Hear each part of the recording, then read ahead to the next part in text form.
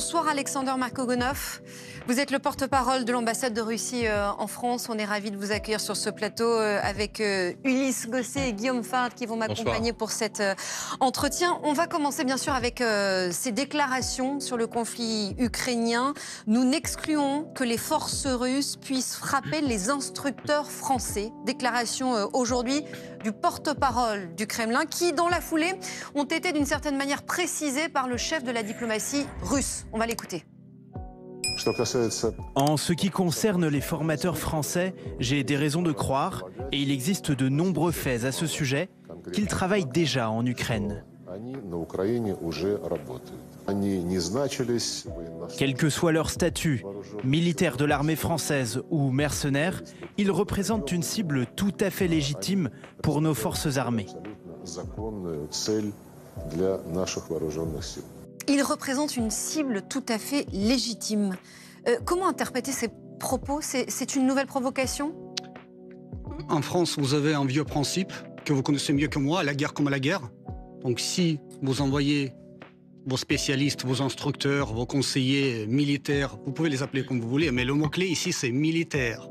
Si vous envoyez vos militaires en Ukraine pour qu'ils forment les combattants ukrainiens comment mieux cibler et tuer les Russes, bien sûr, ils se rendront compte du fait que ces spécialistes militaires, ces instructeurs militaires constitueront naturellement une cible légitime pour les forces armées russes. Ça veut dire quoi concrètement? Ça ne doit pas vous étonner, je vous répète, à la guerre comme à la guerre. Donc là, le but, le missile ou une balle tirée, il ne distingue pas entre les Français, les Polonais, les Ukrainiens, il ne distingue pas en fonction de la langue, de la race, de l'appartenance ethnique, de la nationalité. Ils sont lancés et ils vont droit au but là où ils sont tirés. Donc là, naturellement, si les militaires français se retrouveront à côté des combattants ukrainiens, ils ont de très grands risques d'être touchés par les tirs russes. C'est à partir de maintenant, c'est une nouvelle consigne qui a été donnée aux militaires russes engagés sur le front. C'est pas une nouvelle consigne. La partie russe a commencé déjà à évoquer ce genre d'avertissement depuis les premières déclarations de la partie française, depuis le mois de février, je crois, sur la perspective de l'envoi des troupes françaises ou en général occidentales en Ukraine. Donc là, en principe, c'est rien de nouveau, on le répète et on continue à avertir tout simplement pour éviter le pire. Donc c'est un avertissement? C'est un avertissement assez clair. Vous nous dites qu'il n'y a pas d'immunité pour les Français qui seraient en Ukraine.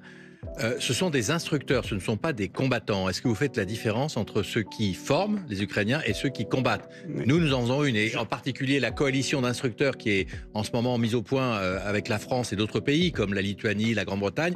C'est une coalition d'instructeurs. Pour vous, c'est la même chose que des combattants? Ces instructeurs vont instruire les Ukrainiens, nos adversaires aujourd'hui, les combattants ukrainiens, comment mieux cibler et tuer les Russes. Qu'est-ce que vous voulez qu'on fasse? Pour nous, ils ont le même statut en principe que les combattants ukrainiens. Vous pouvez les appeler, comme je l'ai déjà dit, les instructeurs, je ne sais pas, conseillers, spécialistes, mercenaires, peu importe leur statut. Pour nous, en tout cas, c'est des cibles. Parce que là, ils sont de côté de nos adversaires. Oui, mais ces déclarations sont inédites. Pourquoi sont-elles faites et formulées aujourd'hui et maintenant par le porte-parole du Kremlin? Qu'est-ce qui a changé là, en l'espace de quelques jours? Mais comme vous le voyez, d'après les déclarations que nous entendons de Paris, cette idée d'envoi des troupes occidentales en Ukraine se concrétise, se cristallise. Donc là, au fur et à mesure, nous aussi nous avertissons justement pour éviter cet affrontement direct de nos troupes sur le front ukrainien. Il y en a déjà des Français sur le sol ukrainien, c'est un secret de polichinelle. Exactement, c'est un secret de polichinelle, ça ne fait qu'officialiser. Et donc jusqu'à présent, la distinction était faite? Non, mais là, maintenant, comme je vous l'ai déjà dit, ça devient de plus en plus officiel. Donc là, nous, de notre côté, nous officialisons de plus en plus nos avertissements que nous avons déjà évoqués en principe. Et donc, ça veut dire qu'il y a un pas qui a été franchi. Au cours de précédentes interviews, on vous demandait est-ce que la France est toujours un pays ami ou est-ce un pays ennemi? Est-ce qu'aujourd'hui, la France est un pays en guerre avec la Russie, qui entre en guerre potentiellement avec la Russie? Oui. Qu'est-ce que vous dites là-dessus? Vous voyez que... En principe, l'envoi des troupes françaises en Ukraine rapproche la France, mais vraiment rapproche grave à cette ligne à partir de laquelle commence la participation directe au conflit. non seulement de facto, mais de jure aussi. Donc là, ça augmente vraiment les risques de co-belligérance française avec tous les dangers qui en découlent. Mais la France est un pays ennemi aujourd'hui ou pas? Est-ce que la France est un pays ennemi? Est-ce que vous êtes en guerre, la Russie contre la France? Vous savez, la Russie n'est pas en guerre contre la France. Le problème, c'est que la France est un participant assez actif et enthousiaste, je dirais, de la guerre hybride contre la Russie, déclenchée par l'Occident collectif. Nous le voyons sur tous les fronts, entre guillemets, que ce soit le front politico-diplomatique, économique, voire culturel, médiatique, bien sûr. Donc là... On va parler de la guerre hybride dans un instant, mais ce que vous dites, c'est qu'à partir de maintenant, si un soldat russe sur le front se retrouve face à un militaire français, qu'il distingue son uniforme français et quelle que soit sa mission, la mission qui lui est confiée, il a pour consigne, il a le droit de tirer sur ce militaire français. Ça, bien sûr, ça dépend de la situation sur le terrain. Je ne suis pas militaire, je ne suis pas sur le terrain, mais en principe, comme je vous l'ai déjà dit, puisque les troupes, que ce soit les troupes françaises, les militaires français ou d'autres militaires étrangers, peu importe leur statut, mais ils se trouvent du côté de nos adversaires. Ils aident nos adversaires à mieux nous cibler et à nous tuer. Mais comment vous voulez, qu'est-ce que vous voulez qu'on fasse? Qu'on les offre des cadeaux, qu'on les envoie des bonbons? Bien sûr, on va leur envoyer des tirs. Et cette consigne vaut aussi pour les instructeurs américains ou britanniques, s'il y en a? Je dis, peu importe leur nationalité, bien sûr. Et c'est ça qui est très dangereux parce que ça augmente énormément les risques d'affrontement direct entre les puissances nucléaires, dont la France, qui est en première ligne aujourd'hui du front anti-russe. Il y a une autre décision de la France, c'est d'autoriser que les armes françaises soient utilisées pour atteindre les cibles militaires russes qui frappent l'Ukraine. Par exemple, la ville de Kharkiv. C'est-à-dire que les Russes bombardent Kharkiv. Et les Ukrainiens, jusqu'à présent, n'avaient pas le droit d'utiliser les armes occidentales, françaises ou américaines, ou allemandes même. Et maintenant, ils le peuvent. Ça change quelque chose, ça change le paradigme de cette guerre. Ça veut dire que on se rapproche, comme vous dites, d'un conflit direct. Mais est-ce que vous comprenez qu'on ne peut pas laisser les Russes bombarder l'Ukraine sans réagir, sans donner aux Ukrainiens les moyens de se défendre, tout simplement? Ça change d'une manière très dangereuse le paradigme de la guerre parce que nous savons très bien comment s'effectue l'utilisation des missiles à longue portée fournis en Ukraine par l'Occident, y compris par la France. L'Ukrainien, en principe, là, ils sont pour rien. Ces missiles-là ne peuvent pas être utilisés sans les moyens du renseignement satellitaire. Les Ukrainiens n'ont pas ces capacités-là, c'est les pays de l'OTAN qui les ont. Puis, en ce qui concerne le ciblage et la programmation du plan de vol, c'est les pays de l'OTAN, les propriétaires de ces missiles qui le font. Alors, en principe, vous voyez le lien, vous voyez la logique. C'est pratiquement comme si la France ciblait directement avec leurs missiles. Vous dites que c'est un avertissement contre les Français ou les Occidentaux en général. Est-ce que ce n'est pas aussi un avertissement adressé à Vladimir Poutine de dire arrêtez la guerre, arrêtez de bombarder l'Ukraine? C'est ça l'avertissement. Si vous continuez, eh bien, nous serons obligés de prendre des moyens supplémentaires pour défendre l'Ukraine. Quand vous dites arrêtez de bombarder l'Ukraine, mais vraiment, je crois que vos spectateurs, ils imaginent vraiment quelque chose de horrible, les villes détruites, etc. On voit les images, excusez-moi, on voit les images. Vous pouvez aller aujourd'hui à Kiev ou dans les villes, villes ukrainiennes à l'ouest du pays. Donc là, la vie continue. Les gens fréquentent les restaurants, les gens font la fête. Mais Kharkiv est bombardé, vous le savez bien. Kharkiv n'est pas bombardé, tout d'abord. On a vu un supermarché la semaine dernière. Le supermarché où étaient abrités les équipements militaires de l'armée ukrainienne, il fallait le dire, il n'y avait aucun visiteur de ce supermarché. Il y avait 200 personnes à l'intérieur des acheteurs. Il n'y avait personne. Il y avait des acheteurs. Vous avez vu des cadavres? Et il y avait des dizaines de blessés, vous le savez bien. Vous n'avez vu aucun cadavre. Mais ne me dites pas que vous ne bombardez pas Kharkiv quand même. Vous savez bien que vous bombardez Kharkiv. C'est une grande ville, il y a plein de civils qui sont toujours là, on ne peut pas bombarder la ville russe. Et vous ne voulez pas prendre Kharkiv. Vous ne voulez pas prendre Kharkiv. Là, c'est déjà, vous savez, c'est hors de ma compétence. Ça appartient à notre commandement militaire de décider comment faire après avec Kharkiv. Vous avez quand même des informations sur ce sujet. C'est une bonne question. Vous ne voulez pas récupérer Kharkiv? Aujourd'hui, nous sommes en train de créer justement cette zone de sécurité pour sécuriser notre région limitrophe qui est Belgorod des frappes ukrainiennes. Donc là, prendre Kharkiv, c'est pas forcément l'objectif principal. Je vous rappelle que la Russie a voulu prendre Kharkiv au début de la guerre et que ça n'a pas été possible. Aujourd'hui, il y a une offensive russe. Là, vous ne la niez pas. Oui, la question, mais qui vous a dit ça, que la Russie voulait prendre Kharkiv? Parce qu'on l'a vu, Vous avez vu que la carte et en fait, ça ne veut rien dire. Peut-être qu'on voulait juste... Oui, voilà. Messieurs, puisque vous parlez du soutien logistique des Occidentaux à l'Ukraine, allons sur la venue du président ukrainien Volodymyr Zelensky. On parlera ensuite des ingérences, des soupçons d'ingérence russe dans la deuxième partie. Mais Zelensky va arriver jeudi à l'occasion sur le sol français des commémorations du 80e anniversaire du débarquement allié en Normandie. Et on a appris ce soir que vendredi, il prononcerait un discours à l'Assemblée nationale et qu'il serait aussi reçu à l'Élysée par Emmanuel Macron. À l'occasion de cette venue du président ukrainien, le président de la République pourrait faire des annonces sur de nouvelles aides fournies à l'Ukraine. Vous parliez du soutien des Occidentaux à l'Ukraine. Quel est aujourd'hui, en termes justement de soutien militaire, de soutien logistique, quelle est la ligne rouge pour les Russes? En principe, je ne peux pas commenter ce qui n'a pas encore eu lieu. Donc là, on attend d'abord les déclarations du président français, s'il y en a. Donc là, mais en principe, comme vous le voyez vous-même, depuis le début de l'opération militaire spéciale, depuis le mois de février 2022, les lignes rouges sont franchies l'une après l'autre. Donc, au début... Mais précisément, vous ne cessez de dénoncer l'implication, selon vous, de plus en plus forte de la France dans ce conflit. Qu'est-ce qui, pour vous, serait inacceptable, qui pourrait être annoncé vendredi? Vous avez 2-3 idées, j'imagine. En principe, mais tout est inacceptable. Reste à savoir ce qui reste inacceptable pour la France et pour le peuple français. Reste à savoir quels sont les intérêts de la France en Ukraine et comment la participation, cette implication militaire de plus en plus profonde de la France correspondent aux intérêts vitaux de la France et des Français.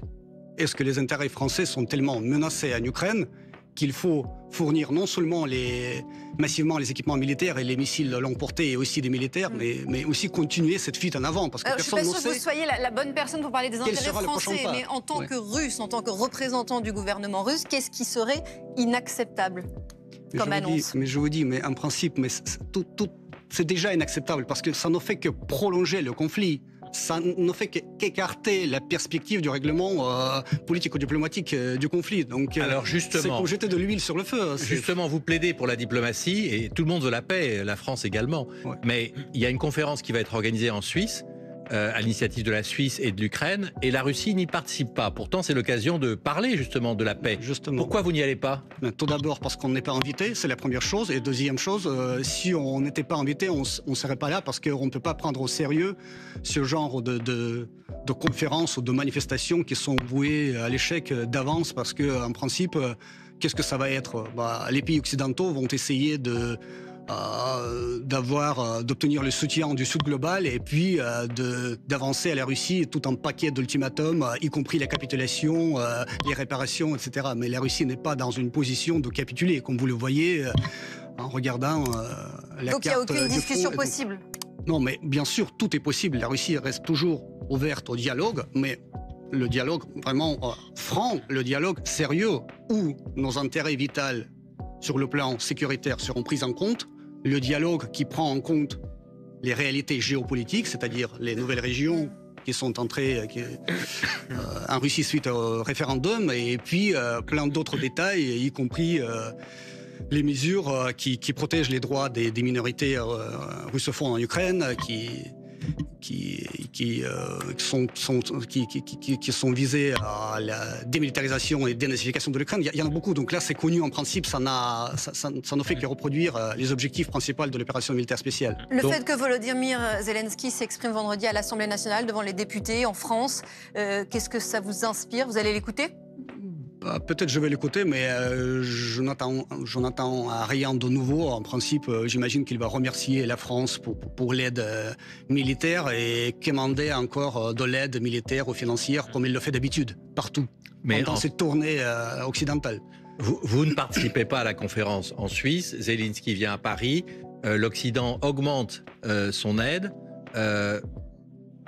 Il n'y a pas de négociation, la guerre continue et la guerre va continuer. Mais la guerre va continuer. L'Occident fait tout pour que cette guerre continue éternellement parce que c'est un très bon moyen d'utiliser le régime zombifié et criminel terroriste de Zelensky installé à Kiev et les Ukrainiens, les pauvres pris en otage par ce régime, contre la Russie pour l'endiguer et pour... Je vous rappelle quand même que c'est la Russie qui a envahi l'Ukraine, c'est pas l'inverse. Et pour vous parlez d'un régime que vous empêcher son condamnez, développement normal et son renforcement. Non, vous pouvez pas non plus oublier le passé. Il y a eu quand même une invasion de l'Ukraine par la Russie. Justement, et si on se rappelle le passé, il faut qu'on aille plus loin. En 2014, le régime de Kiev a installé par le biais d'un coup d'État à Kiev, qu'est-ce qu'il a commencé à faire? Il a commencé à terroriser sa propre population à l'est du pays. Alors, vous parlez d'un gouvernement criminel, zombifié, terroriste. Ouais. Ça veut dire que si un jour discussion il y a, puisque vous dites que vous êtes ouvert au dialogue si les intérêts russes sont défendus, est-ce que Zelensky pourrait être un interlocuteur de ces discussions? C'est encore une très bonne question. Avec qui négocier? Le président Zelensky, dont la légitimité après le 20 mai pose une très grande question. Donc là, si c'est un interlocuteur fiable ou si il faut qu'on négocie avec quelqu'un d'autre qui représentera l'Ukraine, peut-être ce seront les amis, entre guillemets, occidentaux de l'Ukraine, peut-être ce sera un autre représentant du régime de Kiev. C'est une question vraiment à part, reste à préciser. C'est une très bonne question. Il y a une autre bonne question, c'est, vous savez que c'est l'anniversaire du D-Day, du débarquement, finalement, du début de la défaite de l'Allemagne nazie, et la Russie ne sera pas présente sur les plages de Normandie. Ouais. En 2014, Poutine est venu en Normandie, et il y a eu une négociation dite sous le format de Normandie, qui a abouti à un accord, justement, pour essayer d'éviter la poursuite de la guerre. Ouais. Vous regrettez de ne pas être invité sur les plages de Normandie, que la Russie ne soit pas présente et qu'il n'y ait pas un nouveau dialogue de Normandie, justement, sur l'Ukraine? Vous savez, cette soi-disant, entre guillemets, non-invitation de la Russie à cet événement, le 6 juin, n'en fait que montrer à quel point la mémoire historique peut être partielle et courte. Je dois vous rappeler que c'est grâce à l'Union soviétique et à l'armée rouge, grâce à ses succès à Front de l'Est en 1944, que cet débarquement a eu lieu.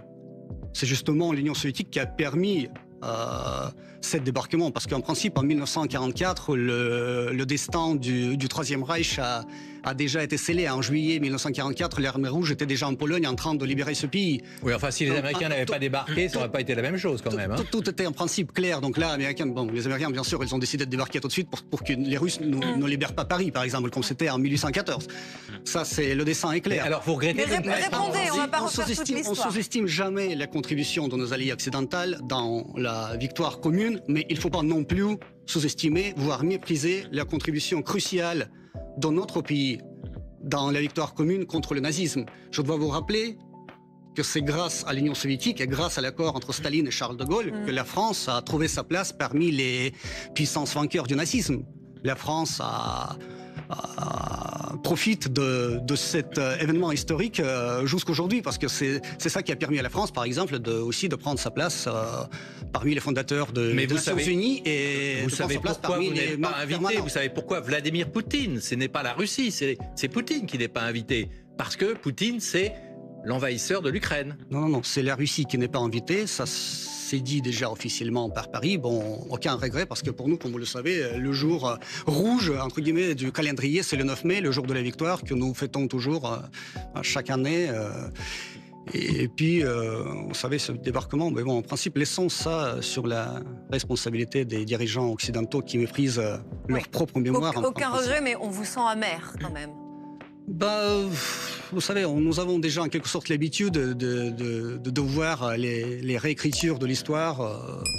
Donc pour nous, c'était pas un coup dur. Donc là, bien sûr, nous sommes déçus par cette attitude à notre histoire commune en principe, parce que c'est une histoire tragique et glorieuse à la fois. Je dois vous rappeler, par exemple, ce sera intéressant, c'est un fait peu connu au public français, que pendant la Seconde Guerre mondiale, sur le sol français, il y avait 35 000 ressortissants russes et soviétiques qui se battaient ici contre le nazisme. 35 000, dont 7 000 ont trouvé la mort au combat. Ils sont enterrés dans les régions du centre de la France, au nord de la France, dans les cimetières militaires.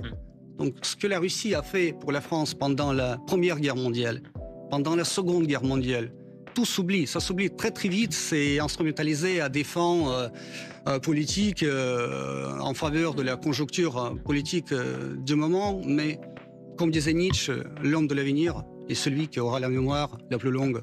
Il y aura quand même un hommage à l'escadrille Normandie-Niemen qui a participé évidemment à la libération de l'Europe. On l'espère. Mais quand vous dites tout s'oublie, on ne peut pas oublier l'invasion de l'Ukraine. C'est surtout ça. C'est pour cela aujourd'hui qu'il y a ce problème. Le passé, sinon la Russie serait bienvenue, elle l'a été en 2014. Précisément, c'est cette invasion russe en Ukraine et cette question, combien de temps ça va durer? Jusqu'où irez-vous? Ça va durer jusqu'à ce que les objectifs fixés au début de cette opération militaire spéciale ne soient atteints, que ce soit par la voie diplomatique, si possible, mais puisque les perspectives de la solution diplomatique ne se profilent, ce sera l'opération militaire spéciale continue et ce sera atteint peut-être par la voie militaire. Et en l'état, aujourd'hui, quels sont les objectifs militaires? Et comment décririez-vous la situation? Tout d'abord, il y a deux objectifs globaux. C'est de protéger nos gens qui habitent sur nos terres ancestrales et puis écarter et neutraliser les menaces qui proviennent du territoire de l'Ukraine qui a été, ces dernières années, soigneusement, par les mains de ses alliés occidentaux, transformé en anti-Russie. Et donc, il y a toute une liste de mesures à adopter en ce sens, comme je l'ai déjà évoqué, dénazifier l'Ukraine, démilitariser l'Ukraine, puis faire garantir les droits des minorités russophones, puis accepter les nouvelles réalités géopolitiques, puis ça veut dire quoi fixer le statut non nucléaire et protéger les gens qui habitent sur nos terres ancestrales. Je ne suis pas sûre que ceux qui vous regardent voient exactement où vous voulez en venir. C'est la région du Donbass, bien sûr, les républiques populaires de Donetsk et de Lugansk, puis la région de Kherson, Zaporozhye, la Crimée, bien sûr. Donc là, ce sont des terres inaliénables, c'est la Russie, c'est désormais la Russie. Donc là, on ne marchande pas nos terres et on ne marchande pas surtout nos gens. Donc là, il faut que ce soit pris en compte, il faut que ce soit validé. Et là, c'est les bonnes bases pour négocier. Nous sommes, je le répète, toujours ouverts au dialogue, pourvu que les initiatives pour ce dialogue soient sérieuses. Alexander Makogonov, ces dernières semaines, les actes d'ingérence contre la France se multiplient de diverses manières, et ce notamment à l'approche des élections européennes et surtout à l'approche des Jeux Olympiques qui vont se tenir à Paris. La menace est prise très au sérieux par le gouvernement français. Gabriel Attal s'est exprimé encore aujourd'hui à ce sujet. C'était à l'Assemblée nationale. Écoutez. Il y a eu ces étoiles de David taguées sur des murs de plusieurs communes d'Île-de-France. Il y a eu ces mains rouges honteusement peintes sur le mémorial de la Shoah. Et il y a eu, il y a quelques jours, ces faux cercueils déposés sous la Tour Eiffel et portant l'inscription de soldats français de l'Ukraine. 3 outrances parmi bien d'autres, 3 infamies qui visent à nous manipuler. 3 infamies, et les enquêtes sont encore en cours, qui portent la marque de l'ingérence. La réalité, c'est que notre pays et notre continent font l'objet d'ingérences étrangères, de tentatives de déstabilisation. Que cherche la Russie à travers ces opérations de déstabilisation?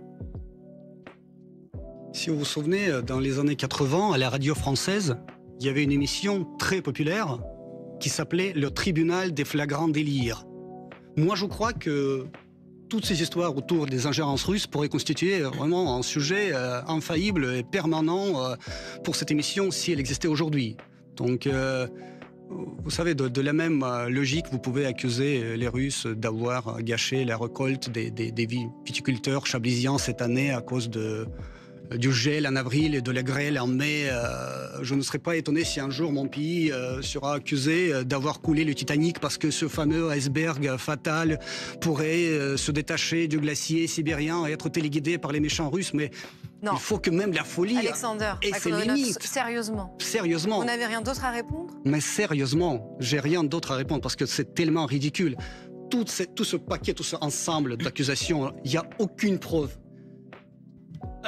C'est pas la première fois que vous allez régler vos comptes sur un pays ou un territoire étranger. C'est-à-dire, on a suivi vos agents à la trace au polonium en territoire britannique en 2006. Vous avez tué un des vôtres en 2018. Les services britanniques le disent. Ça. Les étoiles de David, c'était les Moldaves derrière. Les empreintes rouges à la peinture, c'était les Bulgares. Oui. Pour les cercueils, c'est vraiment comme une anecdote là. C'était un Allemand, un Ukrainien, un Bulgare. Et vous voyez les Russes partout. tout. Ben non, mais pourquoi la Bulgarie en voudrait à la France? Sans aucune preuve. Désigné coupable sur la base du fort probable, mais ça franchement c'est du nouveau dans la jurisprudence et dans l'état du droit. Pourquoi qui est la France. les Bulgares et les Moldaves en voudraient à la France? C'est très intéressant. Demander aux Bulgares et aux Moldaves. Oui, parce que bizarrement, c'est pas les Vietnamiens savoir ou les aussi la Philippins, c'est à chaque fois vos voisins. Enfin, c'est pas non plus les Argentins ou les Chiliens. Non, vous les considérez comme Européens, c'est plutôt vos voisins. Hein. Vous les considérez comme les vôtres. Géographiquement, ils sont plus proches de chez vous que de la France. C'est vrai, mais ils se trouvent tous en France. Pourquoi à chaque fois les regards se tournent vers l'Est? C'est très intéressant. On aimerait bien savoir aussi, parce que là, j'ai entendu une formule géniale aujourd'hui. Alors, c'était hier, puisque ces trois personnes, alors, se sont dirigées vers l'Est. Donc là, forcément, ils sont liés avec la Russie. Il n'y a pas que ça, Alexandre Makogonov. Le gouvernement français vous désigne, et pas seulement. Un rapport d'un observatoire de Microsoft accuse aussi la Russie d'avoir intensifié sa campagne de désinformation visant les Jeux Olympiques de Paris. Il y a aussi la vice-présidente de la Commission européenne qui parle d'attaques de désinformation de plus grande ampleur qui ont été constatées sur des sujets spécifiques, les JO et la Nouvelle-Calédonie. Et du côté de l'Allemagne, les questions d'immigration et de sécurité à chaque fois. Tous les regards se tournent vers la Russie et les accusations, là en l'occurrence, sont explicites. Tous les regards. Que répondez-vous? Tous les regards, les accusations, vous avez raison, les regards, mais aucune preuve. Aucune preuve. Même les terroristes en France, qui sont pris en flagrant délit, dont la responsabilité est indéniable, sont jugés par le tribunal, avec tous les éléments du dossier, avec les avocats, selon la procédure. Mais là, ici, la Russie est coupable tout de suite, sans aucune preuve. Mais dans le monde numérique, quand on met à jour que sur le réseau social X en particulier, des comptes qui sont reliés à des sites internet russes, hein, c'est pas d'un autre pays du monde, font monter des sujets artificiellement qui dénigrent la France. Pourquoi? Vous nous en voulez en particulier?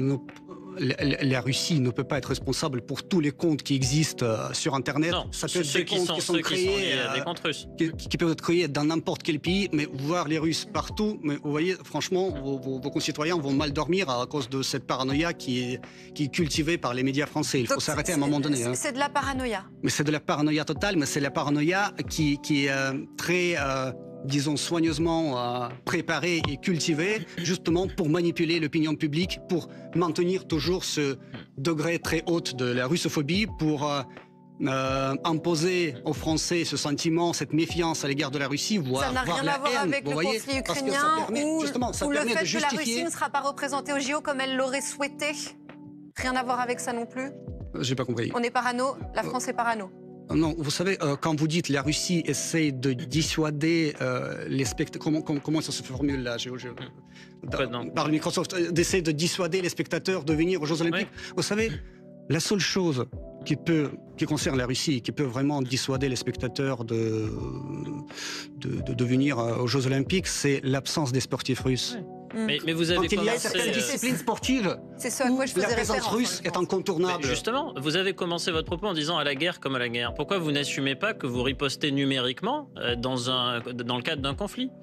Vous n'assumez pas le fait que, précisément parce qu'il y a cette rivalité, vous menez des mesures qui sont des mesures de contre-offensive. Sur ce point. C'est à tel point paradoxal ce que vous dites, parce que vous savez ce que c'est une réingérence. Une réingérence, c'est lorsque la France fournit au régime néo-nazi de Kiev les missiles de longue portée, les armements, les munitions, les renseignements pour bien tuer les Russes. Si c'est pas une ingérence, c'est quoi selon vous? C'est quoi selon vous? Trouvez un terme.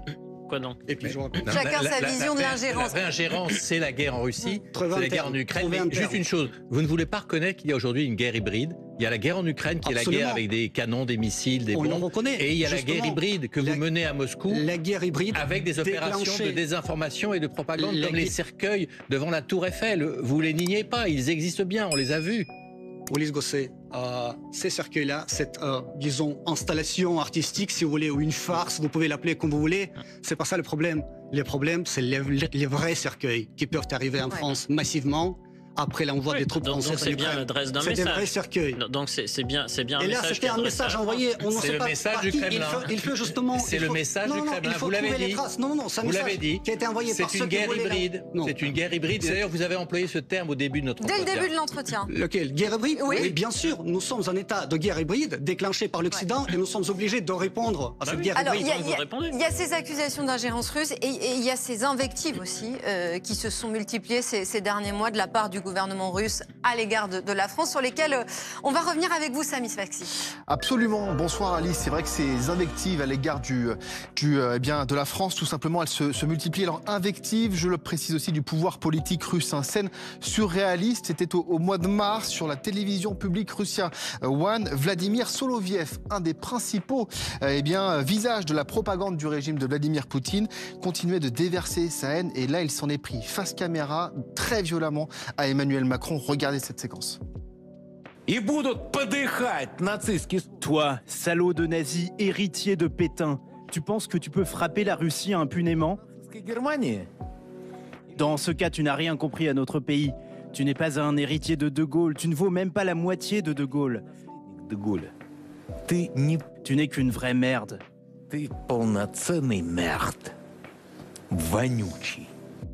Alors les attaques contre le président français ne se cantonnent pas forcément à cette émission. Regardez ce qu'écrivait Dimitri Medvedev. C'est l'ancien président russe. C'était sur son compte Twitter. Message écrit en français. Je précise, Macron s'apprête à se rendre à Kiev, mais c'est un trouillard zoologique. Je recommande à son bureau de prendre plusieurs caleçons. Il s'est déjà chié dessus. Pauvre France. C'était écrit de cette façon-là, de façon très explicite sur Twitter. Et puis en fait, la dernière en date, c'était la semaine dernière. Elle est beaucoup plus explicite, elle vient de Vladimir Poutine. Il répondait à la possibilité d'autoriser les frappes ukrainiennes sur le sol russe. Écoutez le président russe. Les représentants des pays de l'OTAN, notamment en Europe et notamment dans les petits pays, doivent savoir avec quoi ils jouent. Ils devraient s'en souvenir en tant que pays doté de petits territoires densément peuplés. Et c'est un facteur qu'ils devraient garder à l'esprit avant de parler d'une attaque sur le territoire russe. En général, cette escalade constante peut entraîner de graves conséquences.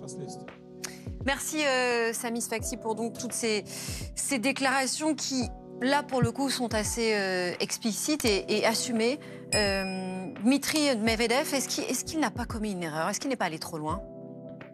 Mais en fait, c'est une très vieille citation que vous avez trouvée sur les réseaux sociaux. Je ne peux pas commenter son avis privé, ses émotions. Difficile de commenter les émotions des gens.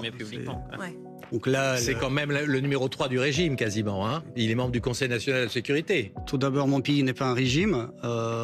C'est le numéro 3 du pouvoir en Russie, si vous préférez. Oui, je préfère. Mais bon, je veux dire, je ne suis pas un commentateur des pensées privées et des émotions de quelqu'un. Non, mais c'est public. Laissons ça. Monsieur Medvedev, c'est à vous d'interpréter ce qu'il a dit. Vous prenez vos distances par rapport à lui. Je prends mes distances par rapport aux avis, aux opinions privées. Vous allez rester pendant les JO à Paris? C'est une très bonne question, parce que oui, je pose que de bonnes questions, ça fait plaisir. Ça, c'est vrai, je vous remercie d'y répondre. En principe, je vais rester peut-être, mais je ne sais pas s'il y a des compétitions qui m'intéressent. Mais au JO, justement, sans les sportifs russes, je ne sais pas. Au JO, justement, le président français a proposé une trêve olympique. Poutine l'acceptera-t-il? Et sinon, pourquoi? Mais la trêve olympique qui servira à quoi? Notamment pour fournir encore plus d'armes aux Ukrainiens, pour fournir encore plus de conseillers militaires aux Ukrainiens et pour les préparer mieux pour les attaques. C'est donc non, vous aviez déjà répondu, donc pas d'évolution à ce sujet. Merci Alexander Makogonov d'avoir été avec nous. Merci à tous les deux.